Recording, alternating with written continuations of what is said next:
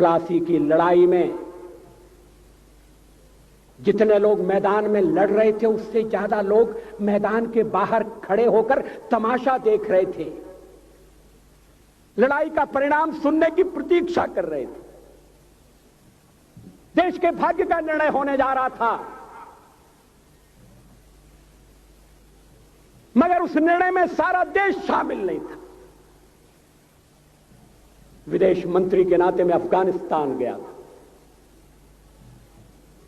आपको सुनकर ताज्जुब होगा, अफगानिस्तान के अपने मेजबानों से मैंने कहा मैं गजनी जाना चाहता हूं, गजनी। पहले वो मेरी बात उनकी समझ में नहीं आई, कहने लगे गजनी तो कोई टूरिस्ट स्पॉट नहीं है, गजनी में कोई 5 स्टार होटल नहीं है, गजनी में आप जाकर क्या करेंगे, गजनी में आप जाकर क्या देखेंगे।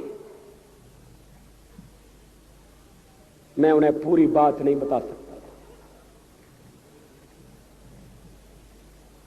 मेरे हृदय में कहीं गजनी कांटे की तरह से चुभ रहा है। जब से मैंने गजनी से आए एक लुटेरे की कथा पढ़ी है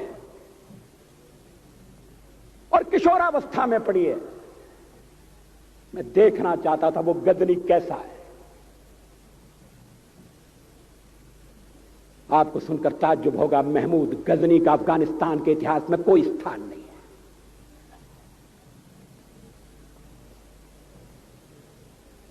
गजनी छोटी सी जगह है, छोटा सा गांव है। कल्पना करिए सैकड़ों साल पहले वहां धूल उड़ती थी, झोंपड़ियां थी, मगर एक लुटेरा लुटेरों को इकट्ठा करता हुआ सोने की चिड़िया को लूटने के लिए चला आया। आपस की फूट से जो राजा है वो लड़ेगा, जो क्षत्रिय है वो लड़ेगा। हमने समाज के बहुत बड़े वर्ग को लड़ने के अधिकार से वंचित कर दिया। हमने उन्हें हथियार नहीं उठाने दिए। मार्शल नॉन मार्शल के आधार पर हमने समाज को बांट दिया। वो लुटेरा सोमनाथ के मंदिर तक चला गया। पुजारी देखते रहे। मंदिर की पूजा भक्तों को करना पड़ती है। मंदिर तो एक प्रेरणा का केंद्र है।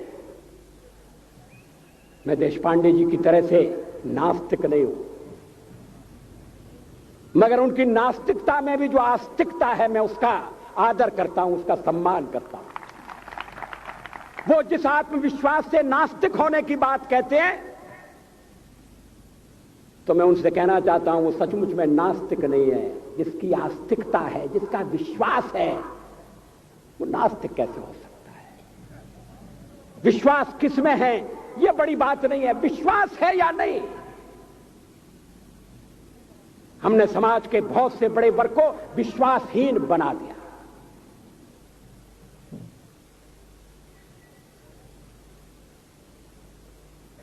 लोगों ने हथियार नहीं उठाए, वेद पढ़ने के दरवाजे बंद कर दिए। इसलिए हम पादाक्रांत हुए। अफगानिस्तान में मैंने एक बात और देखी। मुझे जिस होटल में ठहराया गया उसका नाम था कनिष्क। अफगानिस्तान एक मुस्लिम देश है। मुझे बड़ा ताज्जुब हुआ। मैंने कहा कनिष्क यहां कहां से आया? तो मेरे साथ अफगानिस्तान के विदेश मंत्री थे। मैंने कहा कनिष्क आपका कौन लगता है? कनिष्क से आपका क्या संबंध है? कहने लगे कनिष्क हमारा पूर्वज है, कनिष्क हमारा पुरखा है। He was one of our forefathers। मैंने कहा तब तो हमारे आपके पुरखे एक हैं। अफगानिस्तान के लोगों ने उपासना पद्धति बदली है, संस्कृति नहीं बदली।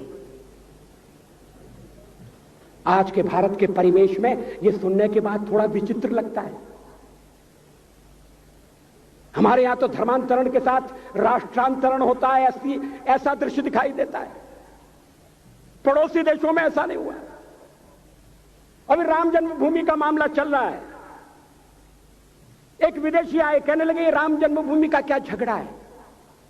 हमने कहा इस पर विवाद हो रहा है कि श्री राम कहां पैदा हुए थे, और जहां पैदा हुए थे वो स्थान उनके मंदिर के लिए प्रयुक्त किया जाए या न किया जाए। वो इंडोनेशिया से आए थे, वो मुसलमान है। कहने लगे हम तो समझते थे कि राम के लिए सारे भारत में आदर होगा, सम्मान होगा। हमने कहा ये आपने कैसे समझा। कहने लगे आप तो इंडोनेशिया आ चुके हैं, इंडोनेशिया में बहुत से लोगों ने इस्लाम स्वीकार कर लिया, मगर श्री राम को विस्मृत नहीं किया, श्री राम को भुलाया नहीं।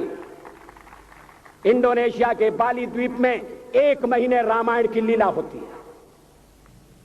मैं उस समारोह में जा चुका हूं। उस समय भी विदेश मंत्री मेरे पास बैठे थे। मैंने कहा ये रामायण ये क्या हो रहा है। मैंने कहा एक्सीलेंसी ये मंच पर क्या हो रहा है। कहने लगे एक्सीलेंसी आपको पता होना चाहिए। हमने कहा मुझे तो पता है मगर मैं जानना चाहता हूं।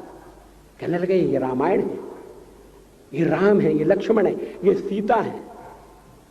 हमने कहा इनसे आपका क्या संबंध है, आप तो मुसलमान हैं। कहने लगे हमारा संबंध बहुत पुराना है, हमारा तब का संबंध है जब हम मुसलमान नहीं हुए थे।